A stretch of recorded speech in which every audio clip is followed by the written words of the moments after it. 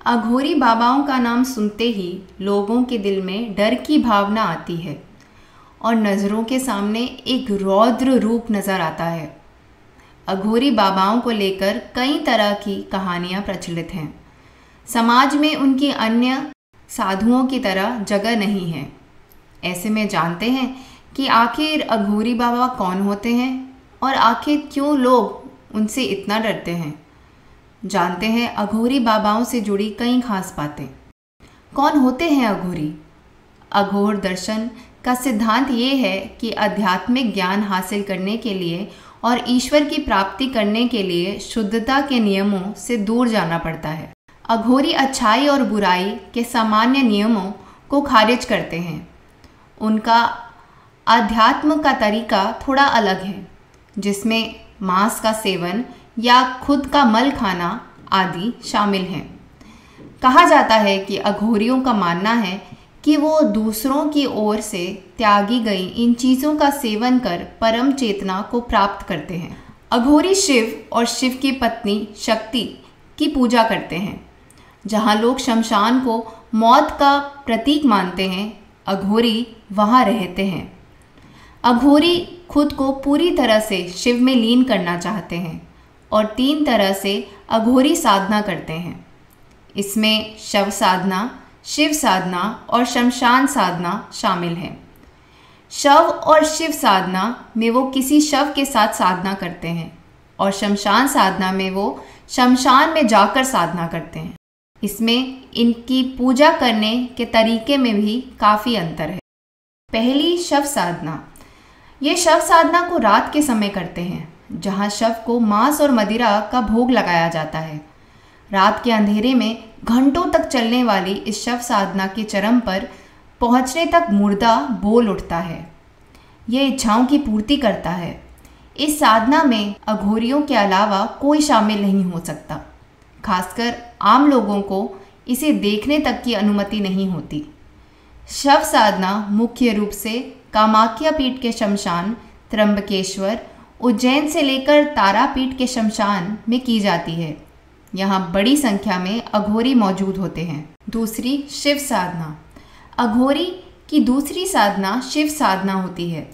इस साधना में अघोरी मुर्दे के पास बैठकर शव को मांस और मदिरा का भोग लगाते हैं। इसके बाद अघोरी शव के ऊपर एक पैर पर खड़े हो जाते हैं। इस साधना का मूल शिव की छाती पर माता पार्वती द्वारा रखा गया पांव है। अघोरी मुर्दे पर घंटों खड़े होकर तपस्या और शिव साधना करते हैं। इस साधना में अघोरी अपनी शक्तियों को बढ़ाते हैं। तीसरी होती है शमशान साधना। शव और शिव साधना से अलग होती है शमशान साधना। इस साधना में अघोरी किसी मृतक व्यक्ति के परिवार के लोगों को शामिल करते हैं। इस साधना में मुर्दे की जगह पर शव पीठ की पूजा की जाती है। इस साधना के लिए अघोरी हवन कुंड जलाने के साथ ही गंगा जल चढ़ाते हैं। प्रसाद के रूप में मांस और शराब की जगह पर दूध से बना मावा चढ़ाया जाता है। अघोरी नागा साधुओं से अलग होते हैं। नागा साधु अखाड़ों में रहते हैं, जबकि अघोरी शमशान में साधना करते हैं। इसके अलावा अघोरी मांस आदि का सेवन करते हैं। साथ ही नागा साधुओं के गुरु होते हैं, जबकि अघोरी शिव को ही अपना गुरु मानते हैं। वहीं दोनों की पूजा करने का तरीका भी काफ़ी अलग है। कहा जाता है कि अघोरी बाबा खुद का मल खाते हैं और किसी इंसानी मांस को भी आराम से खा लेते हैं। अघोरी साधुओं के लिए कहा जाता है कि ये लोगों के कल्याण के लिए प्रार्थना करते हैं और किसी में भी भेदभाव नहीं करते। साथ ही कहा जाता है कि वो लाशों का इस्तेमाल पूजा के लिए करते हैं और काफ़ी अघोरी नग्न भी रहते हैं।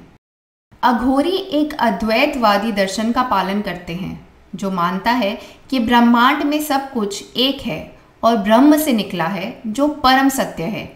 उनका मानना है कि हर व्यक्ति की आत्मा शिव है, ब्रह्म की सर्वोच्च अभिव्यक्ति, लेकिन 8 प्रमुख बंधनों से बंधी हुई है, जो अज्ञानता और पीड़ा का कारण बनते हैं।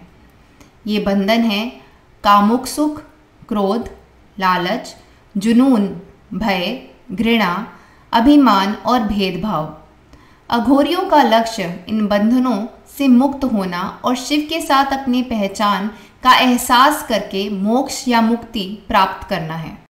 इस लक्ष्य को प्राप्त करने के लिए अघोरी विभिन्न प्रार्थनाओं में संलग्न होते हैं जो शुद्धता और नैतिकता के पारंपरिक धारणाओं को चुनौती देते हैं। वे जानबूझकर अशुद्ध, प्रदूषित और घृणित को अपनाते हैं क्योंकि उनका मानना है कि ये भी शिव की अभिव्यक्तियां हैं और कुछ भी स्वाभाविक रूप से बुरा या पापी नहीं है। वे खुद को मृतकों और मरने वालों के साथ जोड़कर जीवन और मृत्यु के द्वंद्व को पार करने का भी प्रयास करते हैं। वे अपने विचित्र और अपरंपरागत अनुष्ठानों के लिए जाने जाते हैं, जैसे शमशान में रहना, अपने शरीर पर राख लगाना, मानव खोपड़ी को बर्तन के रूप में इस्तेमाल करना और मानव शवों का मांस खाना। वे विनाश और परिवर्तन के देवता शिव को भी समर्पित हैं और अच्छे और बुरे, पवित्रता और अशुद्धता और जीवन और मृत्यु की सीमाओं को पार करके पुनर्जन्म के चक्र से मुक्ति पाने की कोशिश करते हैं।